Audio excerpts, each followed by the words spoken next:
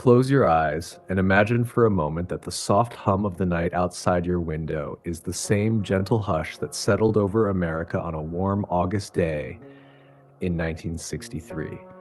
Even now, decades later, the echoes of that day can reach across time to soothe a restless mind.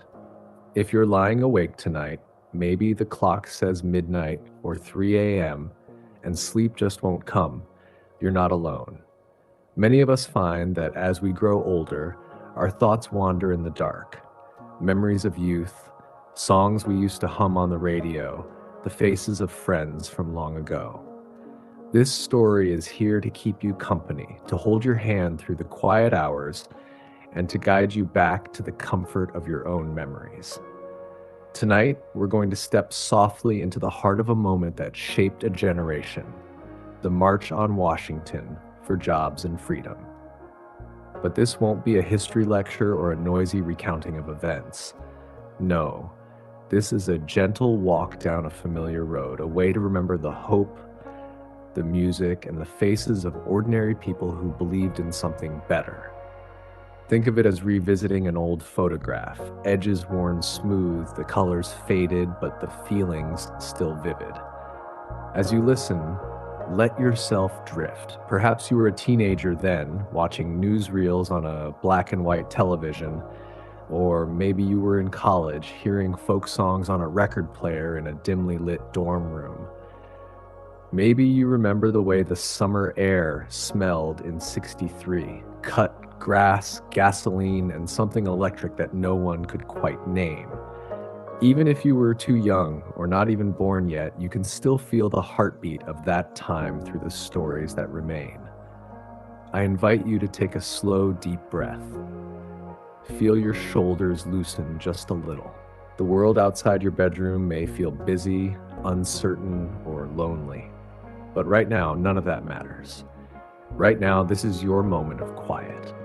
Let the distant echoes of gospel choirs, the soft shuffle of feet on the mall, and the warm sunlight on the Lincoln Memorial steps become the lullaby that rocks you gently toward rest.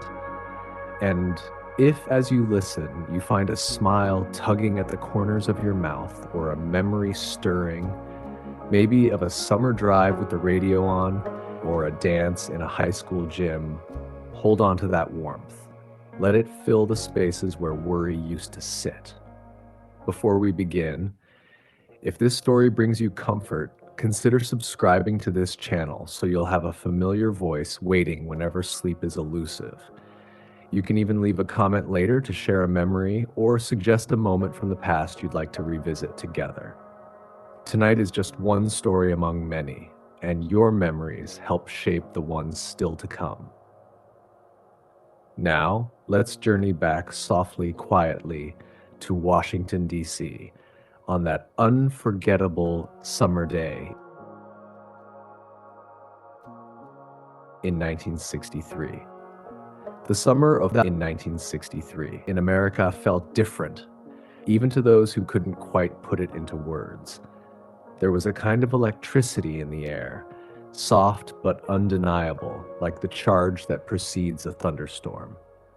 The country was changing, slowly, sometimes painfully. Old routines were giving way to new dreams, and even the hum of the radio seemed to carry a quiet urgency. Imagine yourself standing on a quiet suburban street on an August evening of that year. The sun has just dipped behind the houses, leaving streaks of pink and gold across the sky. Somewhere, a sprinkler ticks across a lawn and the smell of charcoal lingers where a neighbor has finished grilling dinner. On the front porches, families sit in the fading light, fanning themselves against the summer heat.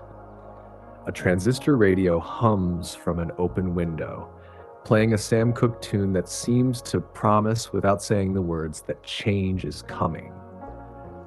Across the country, newspapers lie folded on kitchen tables, their headlines speaking of marches and speeches, of injustice and hope. But here, in this quiet moment, the world feels both vast and intimate. You can almost hear the distant pulse of history moving forward, a train on faraway tracks, steady and inevitable. For many young people then, Washington, D.C. wasn't just a city on a map. It was a symbol. It was marble and monuments, yes, but it was also possibility, the place where voices might be heard.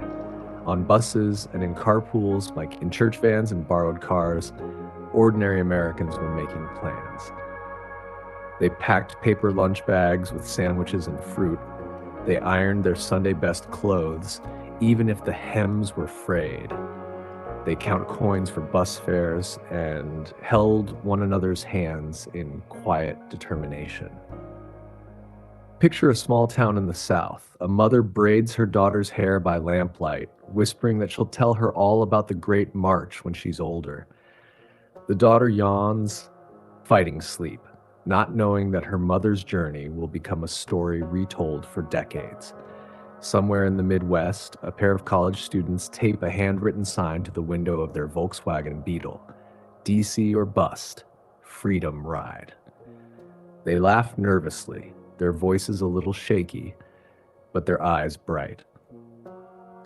In Harlem, a gospel choir finishes rehearsal, their voices still ringing in the sanctuary as they step out into the warm night, humming the songs they will sing on the Mall. The city itself, Washington, was preparing too. The Lincoln Memorial, with its quiet, watchful gaze, had stood through many summers, but this one felt different. The reflecting pool stretched out beneath the sky, waiting for thousands of footsteps. The elm trees lining the mall rustled softly in the evening breeze, as if they sensed the weight of the moment to come. And yet, for all the seriousness of the times, there was joy threaded through the anticipation. Young men joked as they rolled out sleeping bags and borrowed apartments. Elderly women polished their church shoes until they shone. There was laughter on those buses as well as solemn prayer, because even in the face of struggle, there was music and humor and the kind of fellowship that can carry people through the hardest journeys. Think back to your own memories of summer evenings, maybe in the 60s or 70s, when the world seemed big and your dreams bigger still. The cicadas droned in the trees, and the air held the promise of something about to happen. That feeling, that tremor of possibility was what so many carried with them as they made their way toward Washington. On the morning of August 28th, the city awoke to the sound of wheels on pavement, buses arriving from Alabama, from Ohio, from New York, and beyond. The sky was a tender blue, the kind that makes you believe the day will be kind. Along the streets, volunteers handed out maps and leaflets. Local residents leaned from apartment windows to wave. The air buzzed with greetings, strangers becoming friends in an instant, drawn together by a shared hope. There were people of every age and background, teachers with chalk still dusting their sleeves, factory workers with calloused hands, students who had never traveled so far from home, ministers in collars, nuns in habits, jazz musicians carrying their instruments just in case the spirit moved them to play.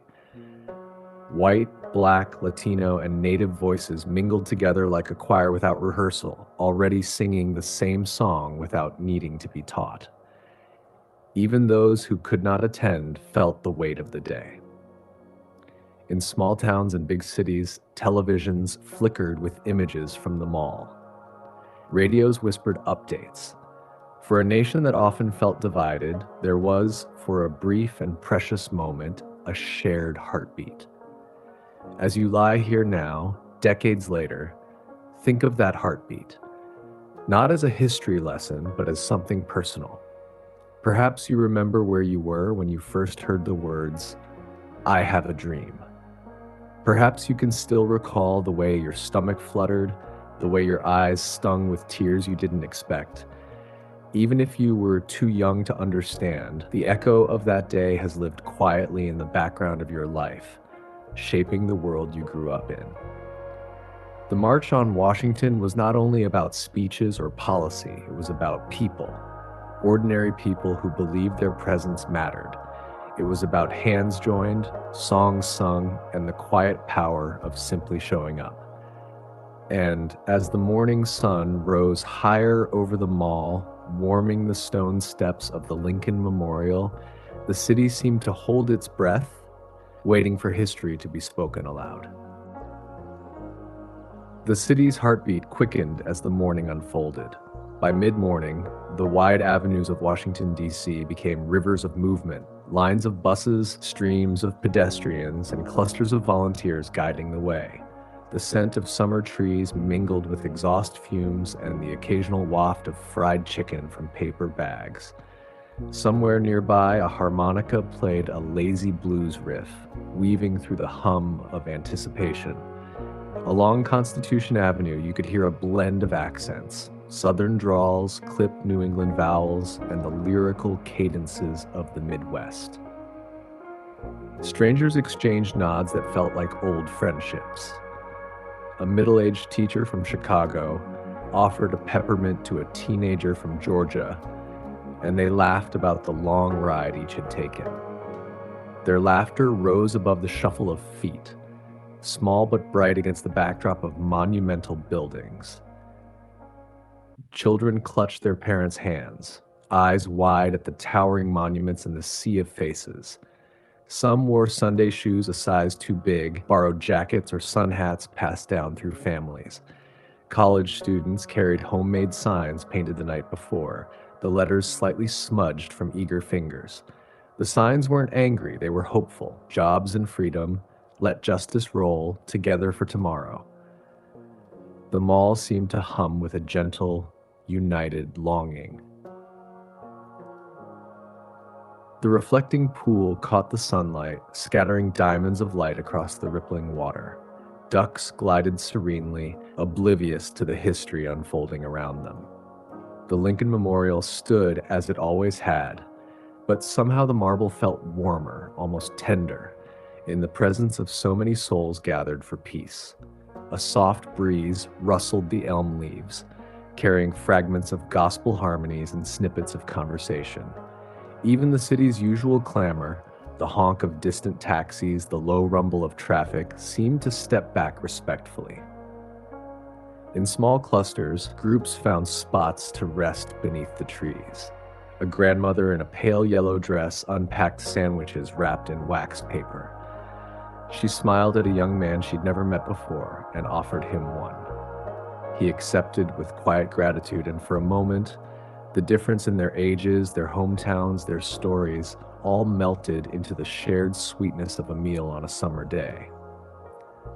Nearby, a trio of college friends practiced a folk tune on a guitar, the familiar chords drawing quiet hums from passersby. The anticipation wasn't loud. It was steady, like a heartbeat. Conversations drifted from the immediate, bus schedules, where to refill water bottles, to the profound, what it meant to stand together, to believe that a single day could shift the arc of history. You could see it in the way hands touched shoulders, in the way strangers caught each other's eyes and held the gaze for a second longer than usual. It was as if everyone there understood, without needing to say it, that they were part of something bigger than themselves. Overhead, the August sun climbed higher, but the heat felt softened by a collective resolve. Vendors with wooden carts sold ice-cold lemonade, the condensation dripping onto the dusty paths. A little boy chased a butterfly across the grass, his laughter ringing out like a bell, and for an instant, the whole scene felt less like a protest and more like a summer picnic. That blending of seriousness and joy was its own kind of power. The idea that even amidst struggle, hope could be light enough to carry.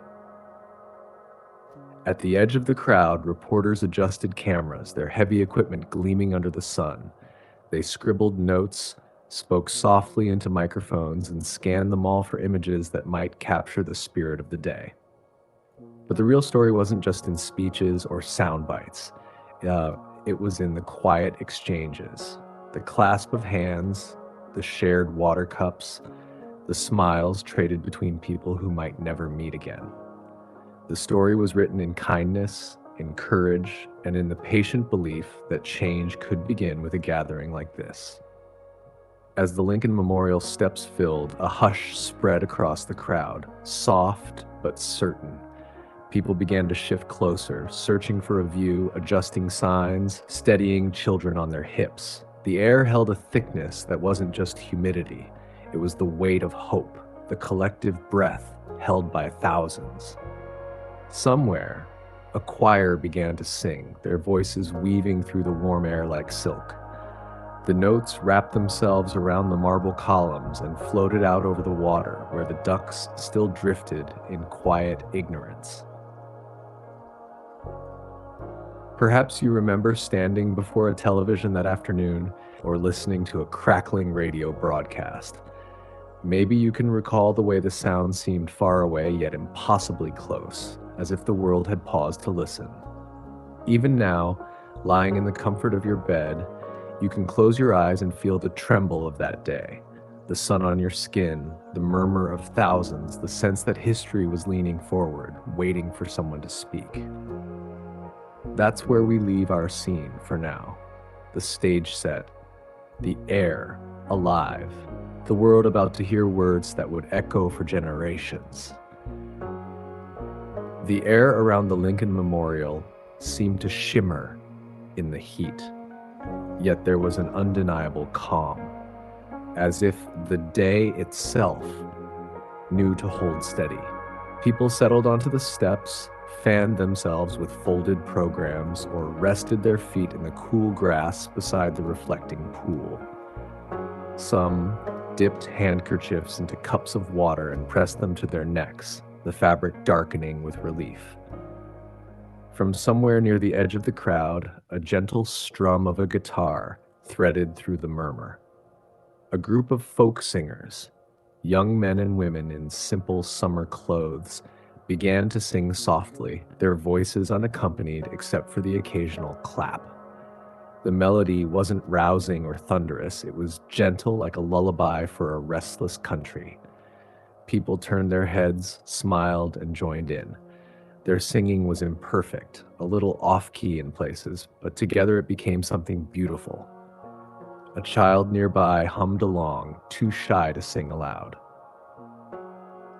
Toward the center, a young woman in a pale blue dress closed her eyes and let the sound wash over her. She wasn't a leader or a famous name, just a secretary from North Carolina who had taken the bus all night. She thought of her father, who had warned her that the world didn't change easily, and of her grandmother, who had once picked cotton under a punishing sun. As she listened to the voices, she felt those ancestors beside her, their calloused hands resting on her shoulders. For the first time in weeks, she felt peace instead of worry. Nearby, an elderly man in suspenders leaned on a cane, shifting his weight carefully. He had lived through wars, through breadlines, through other marches whose outcomes had been uncertain. He gazed up at Lincoln's carved face and thought about the promises still waiting to be kept. A young boy standing beside him, his grandson, offered him a sip from a tin cup. The man smiled, ruffled the boy's hair, and whispered something only the boy could hear. The boy nodded solemnly, as if he understood perfectly, though he was only 9 years old. At the edge of the reflecting pool, two college students from opposite coasts compared stories. One had hitchhiked from California, the other had carpooled from Pennsylvania. They traded tales of long highways, of diners with sticky countertops, of strangers who waved from their porches as they passed. They laughed at the small mishaps, flat tires, missed exits, and the time they had to sleep under the stars because every motel was full. Their laughter felt like sunlight breaking through clouds, a reminder that even in serious times, joy could still flourish. The speakers began to take their places quietly, greeted by respectful nods. Each represented a different corner of the movement. Ministers, labor leaders, community organizers. They spoke with sincerity rather than grandeur. Their words were thoughtful pauses, Reminders that this day was not about one voice, but many. A hush spread naturally, not commanded, as the first speech began. Even the birds seemed to hold still among the branches, their songs momentarily silenced. The first words floated across the mall, amplified by simple speakers, but carried further by the hearts listening. They spoke of jobs, of dignity, of the promise that every person should be able to walk freely and proudly. A woman sitting on a blanket wiped a tear from her cheek. She wasn't thinking about politics. She was thinking about her brother who had lost work at the mill and who believed no one cared. She was thinking about her own children and about the future she wanted for them. She let the tear fall without shame. As the speeches continued, the sun crept higher. A breeze occasionally drifted in from the Potomac, lifting the edges of handmade signs. Volunteers moved quietly through the crowd, offering cups of water, adjusting microphones, helping an elderly couple find a shady spot under the trees. It was a day built not only on courage, but on kindness, 1,000 small acts that held the larger dream together. Someone began to hum a gospel hymn under their breath, and soon a few nearby voices joined in. The melody grew, unhurried, like a river swelling after a summer rain. Far at the back, where the crowd thinned near the Smithsonian's gardens, a young journalist scribbled notes in a small, battered notebook. She was barely 22, uncertain of her place in the world. But as she looked at the crowd, black and white, young and old, she felt a strange steadiness settle over her. She didn't know if her article would matter or if anyone would read her words, but she knew that being here, bearing witness, was already enough. She closed her notebook for a moment and simply breathed in the scene. The laughter of children, the murmur of prayers, the sound of history in motion. Even those who could not see the stage felt part of something sacred. They leaned on one another's shoulders, passed binoculars back and forth, and whispered to their neighbors. The mall was a living tapestry of humanity.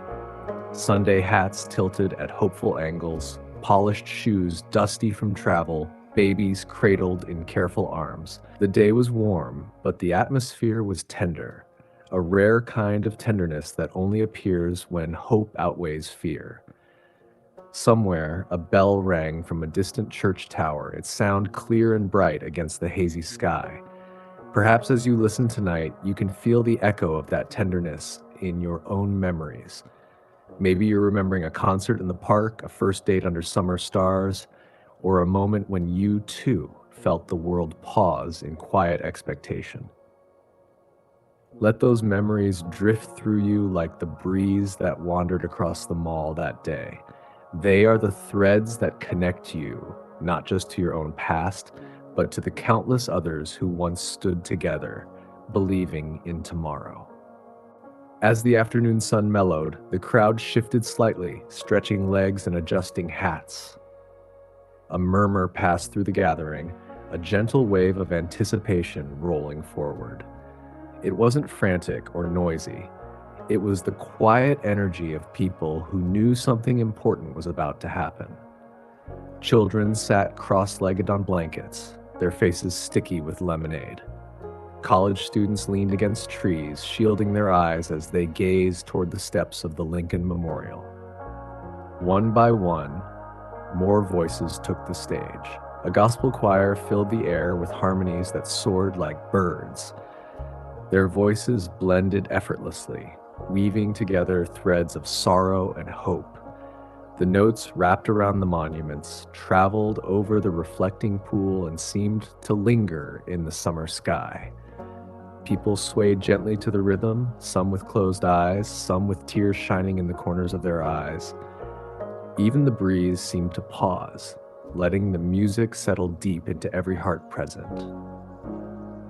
A labor leader spoke next, his voice steady but warm. He told stories of factory floors and families who deserved fair wages.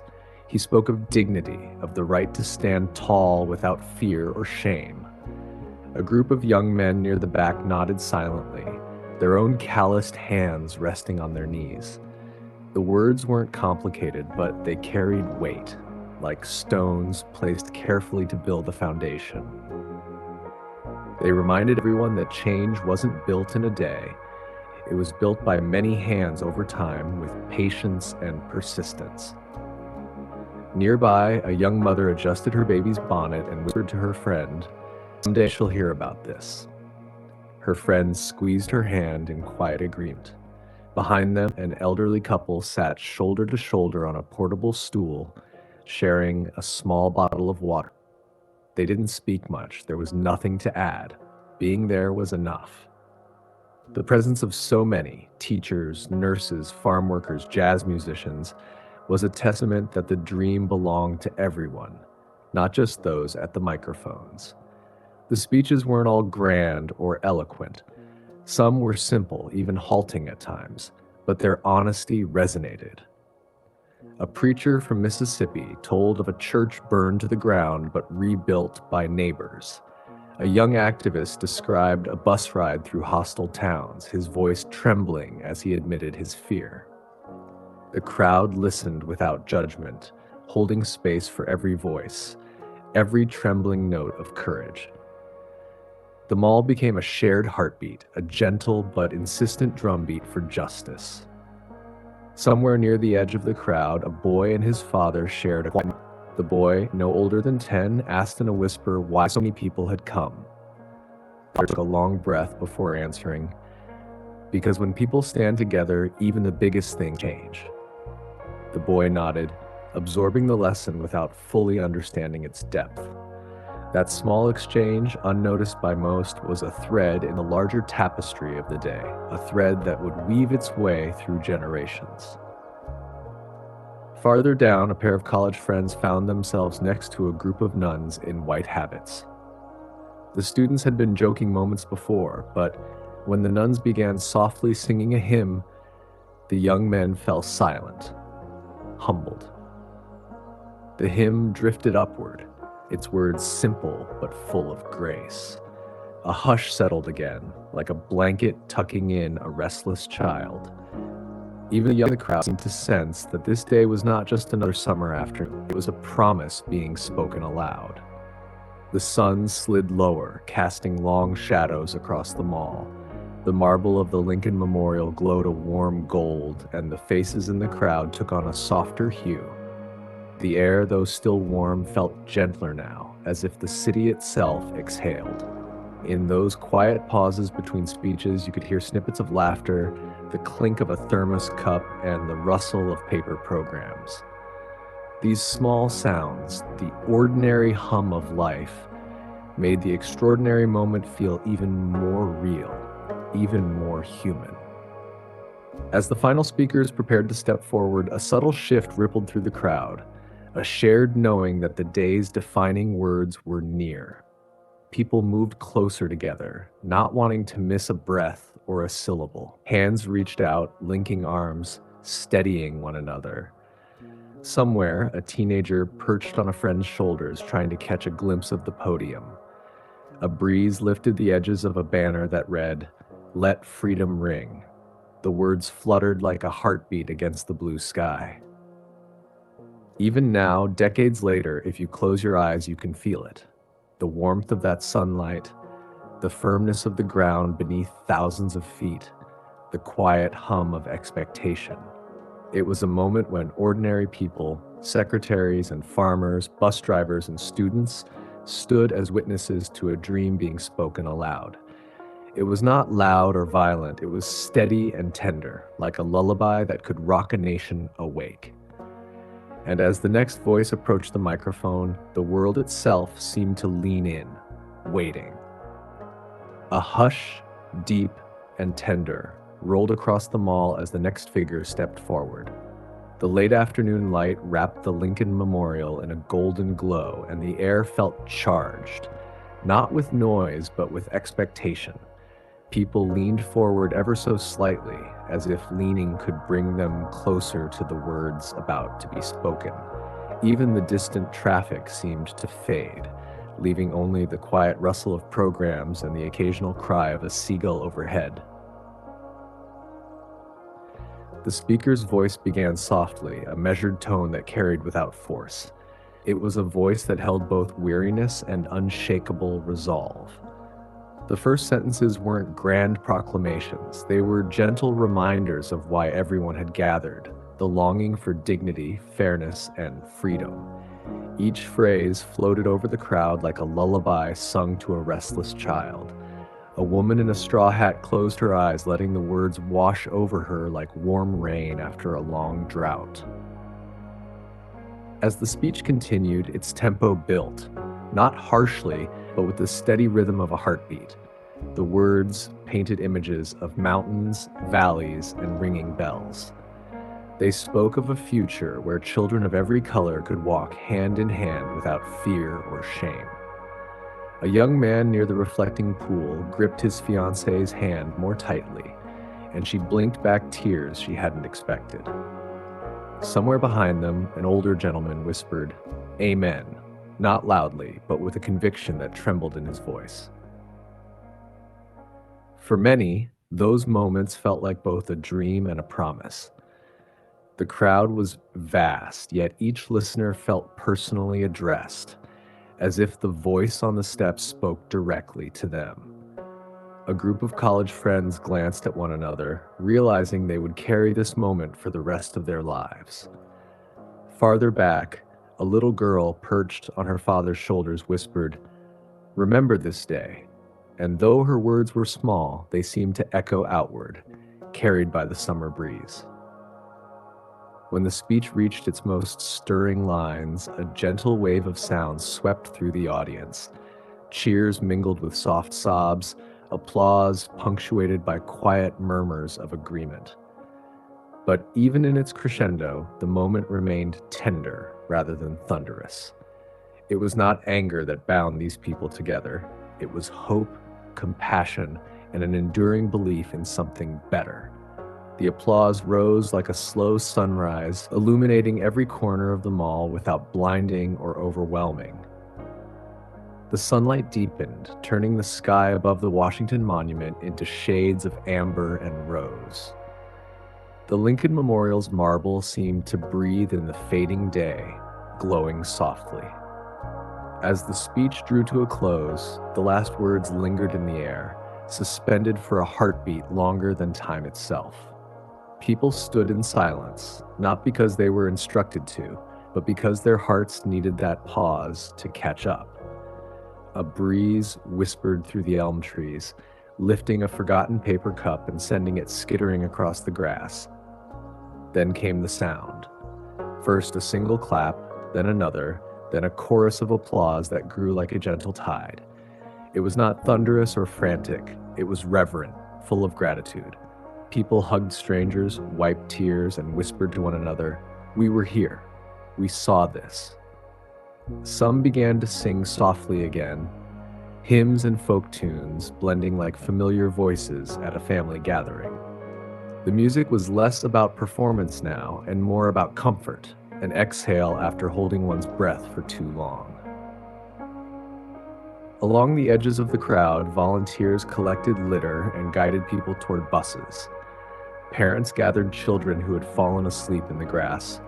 Couples lingered, reluctant to let go of the moment. The air smelled faintly of dust, lemonade, and the faint sweetness of summer flowers blooming nearby. The city's monuments watched silently, their stone faces touched by the last rays of sunlight. It was as if even the buildings understood the gravity of what had just transpired. Somewhere near the Washington Monument, a young photographer lowered his camera and simply stood still. He realized no photograph could fully capture what he felt. So he closed his eyes and etched the memory into his mind instead. The sunlight, the voices, the quiet unity that had settled over the crowd like a soft blanket. Years later, he would tell his grandchildren about this moment, and though the details might blur, the feeling, the warmth in his chest, the calm after the crescendo would remain crystal clear. As the crowd slowly thinned, the mall seemed to sigh, the tension of the day dissolving into evening calm. Streetlights flickered on one by one, casting golden pools of light onto the sidewalks. The reflecting pool, now quiet and still, mirrored the deepening sky. Somewhere, a child stirred from a nap on her mother's lap and asked sleepily, "Is it over?" The mother kissed her forehead and whispered, "The day is over, but the dream is just beginning." Those words floated upward, blending with the twilight and settling gently over the city like a prayer. As twilight deepened over Washington, the lingering hum of voices became a soft murmur, like a distant river. The great expanse of the mall now seemed broader, quieter, as if the land itself were resting after hosting such an extraordinary gathering. Small clusters of people still lingered, reluctant to leave the magic behind. A few friends sat cross-legged on the grass, sharing a last sip from warm water bottles, their laughter now gentle and low, the kind of laughter that follows tears. Nearby, an elderly couple walked hand in hand toward Constitution Avenue. They had traveled by bus overnight to be here, and though their feet ached, their steps were light. The husband carried a small folded sign under his arm, its words now smudged by the day's heat. "We did something today," the wife whispered, her voice breaking just a little. He squeezed her hand, answering only with a nod, as if words were too fragile to hold the weight of what they had witnessed. Street musicians who had played lively tunes that morning now strummed softer melodies, folk songs and spirituals that spoke of hope and endurance. The notes drifted upward, mingling with the evening breeze. A little boy, his bare feet dusty, spun lazily in circles to the music, his shadow dancing alongside him under a flickering lamppost. His mother watched, her face softened by a tender smile, knowing this memory would outlast the day's fatigue. The monuments, stoic and unmoving, took on a new glow under the deepening sky. The Lincoln Memorial's marble steps, now mostly empty, seemed to cradle the echoes of the speeches, as though the words themselves had been carved into stone. The Washington Monument, a pale sentinel against the indigo sky, reflected in the still water of the reflecting pool, its mirrored image trembling with each light breeze. Overhead, the first stars began to pierce the darkness, timid but persistent. Along the walkways, volunteers exchanged weary smiles as they folded up banners and loaded boxes onto trucks. They spoke quietly, but every so often one would pause, glance back toward the Lincoln Memorial, and let out a soft sigh, half exhaustion, half awe. For them, the day's work was more than logistics. It was participation in something vast and beautiful. They understood in their bones that they had helped hold up a moment in history. At a nearby bus stop, a group of college students leaned against a railing, their voices hushed now. One of them, a young woman with tired eyes, pulled out a small journal and began to write by the light of a street lamp. Her words were shaky at first, but then flowed steady and sure, capturing the feeling before it could fade.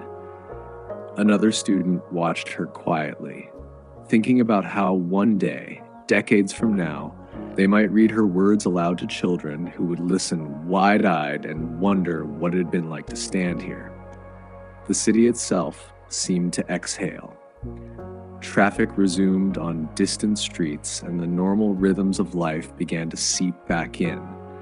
But for those still on the mall, time felt suspended. The air was thick with a shared tenderness, the kind that only comes after a collective dream has been spoken aloud.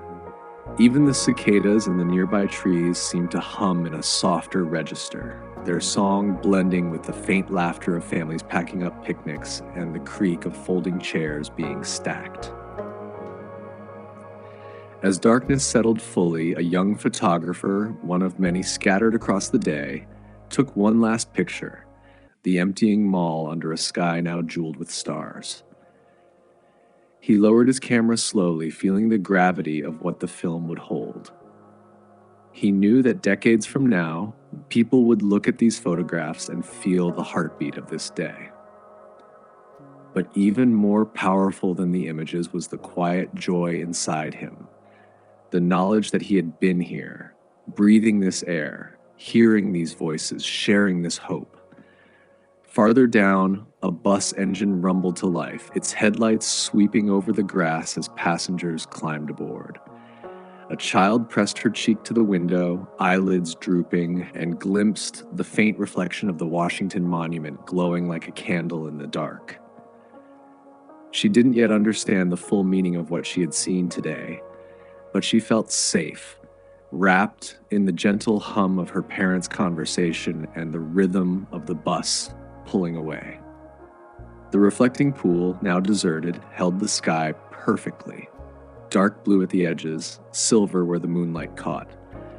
A soft breeze ruffled its surface, distorting the monument's reflection just enough to remind anyone watching that even monuments can appear fragile in the right light.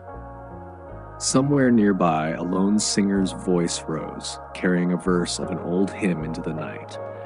It wasn't a performance, just a quiet offering to the darkness, a reminder that hope does not vanish with the setting sun. And as the city lights blinked on in earnest, casting long shadows across the mall, the March on Washington became memory, not finished, but transformed. Its energy now lived in the hearts of all who had walked these grounds. The echoes of speeches and songs lingered like a lullaby over the city and over the nation beyond. For those who were there, and for all who would one day hear the story, it was more than a day of protest. It was a promise whispered into the night, a gentle vow that the dream would continue. And now, dear friend, the echoes of that extraordinary day in August 1970 fade gently into the night. The voices that once filled the mall have grown quiet, leaving only the soft rustle of leaves and the steady hum of your own breathing. History has a way of whispering to us when the world is still, and tonight it has whispered to you. Perhaps as you listened, you felt the warmth of an old memory, your first protest sign, the sound of folk music through a tinny radio speaker, or the image of people standing shoulder to shoulder, believing in something better. Or maybe you simply felt comforted by the knowledge that generations before you carried their hopes forward, even when the path was uncertain.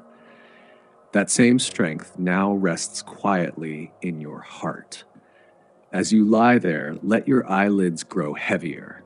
The past does not rush. It lingers, soft and steady, like the glow of a distant porch light on a summer evening.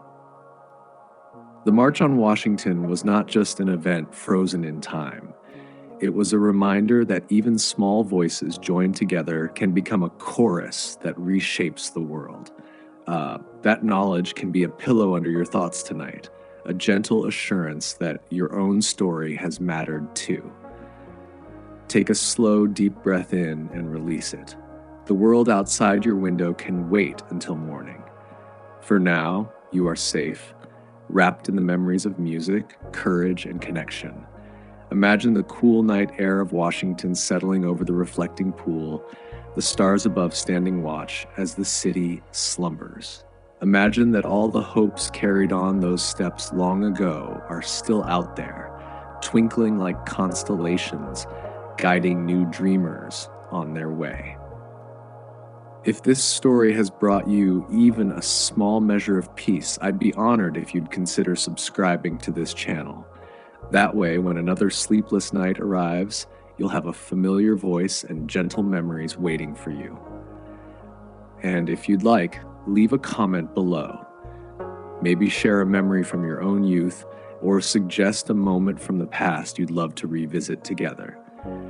Your stories help shape the ones we tell here, and someone else listening tonight might find comfort in your words. Now, close your eyes fully. Let the weight of the day drift away. The hum of 1963, the music of hope, and the quiet courage of countless souls are here to watch over you. Sleep well, dear friend. May your dreams be kind, your rest be deep, and may you wake tomorrow with a heart a little lighter, knowing that the past is not gone. It lives on in you. Good night.